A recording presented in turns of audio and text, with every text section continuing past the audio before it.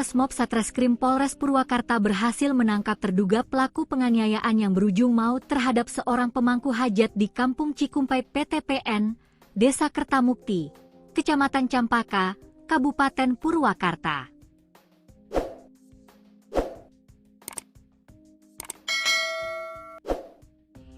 Terduga pelaku bernama Yogi Iskandar, 38, diamankan pada Senin, 6 April 2026, di wilayah Jalan Alternatif Sagalaherang, Kampung Sagalaherang Kaler, Kecamatan Sagalaherang, Kabupaten Subang. Ia diduga menjadi aktor utama dalam insiden tragis yang terjadi saat pesta pernikahan pada Sabtu, 4 April 2026. Penangkapan ini menjadi perkembangan signifikan dalam pengungkapan kasus yang sempat menggemparkan warga. Polisi bergerak cepat setelah mengantongi identitas pelaku dari hasil penyelidikan dan keterangan para saksi. Berdasarkan informasi di lapangan, setelah diamankan, Yogi langsung dibawa ke RSUD Bayu Asi Purwakarta untuk mendapatkan penanganan medis.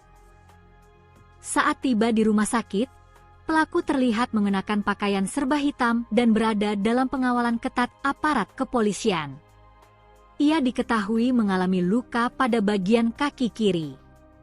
Hingga kini, pihak kepolisian masih terus melakukan pendalaman terkait peran pelaku serta kemungkinan adanya keterlibatan pihak lain dalam kasus tersebut. Peristiwa tragis ini menewaskan seorang pemangku hajat bernama Dadang, 58. Ia menjadi korban pengeroyokan oleh sekelompok pemuda saat acara pesta pernikahan berlangsung. Kapolres Purwakarta AKBP I Dewa Putu Gede Anom melalui Kasih Humas AKP Enjang Sukandi menjelaskan, korban mengalami kekerasan fisik menggunakan benda tumpul. Dalam kasus ini berdasarkan keterangan saksi pelaku diduga berjumlah sekitar 10 orang.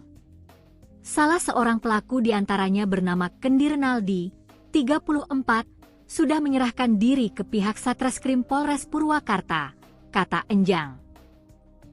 Ia menambahkan bahwa pelaku lainnya masih dalam pengejaran, meskipun identitas mereka telah dikantongi polisi. Enjang menjelaskan, kejadian bermula saat acara hajatan berlangsung meriah dengan hiburan organ tunggal. Sejumlah pemuda yang diduga berada di bawah pengaruh minuman keras datang ke lokasi. Sekitar pukul 15 WIB, salah satu pelaku mendatangi korban dan meminta uang untuk membeli miras. Korban sempat memberikan Rp100.000, ujarnya. Namun, pelaku kembali meminta uang dengan nominal lebih besar, yakni Rp500.000. Permintaan tersebut ditolak oleh korban. Pasca penolakan tersebut, situasi mulai memanas dan terjadi keributan, kata Enjang. Untuk menghindari konflik, korban sempat meninggalkan lokasi acara.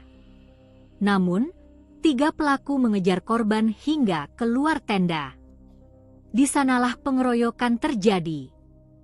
Para pelaku memukul korban menggunakan potongan bambu yang mengenai bagian punggung dan kepala, ungkap Enjang. Akibat serangan tersebut, korban mengalami luka serius dan sempat dilarikan ke rumah sakit. Namun, nyawanya tidak tertolong. Polisi telah melakukan olah tempat kejadian perkara dan mengamankan barang bukti berupa potongan bambu sepanjang sekitar 35 cm.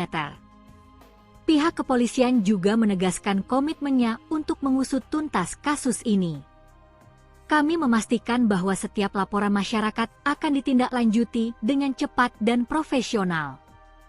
Saat ini tim kami sedang melakukan penyelidikan secara mendalam untuk mengungkap para pelaku pengeroyokan tersebut, ujar Enjang.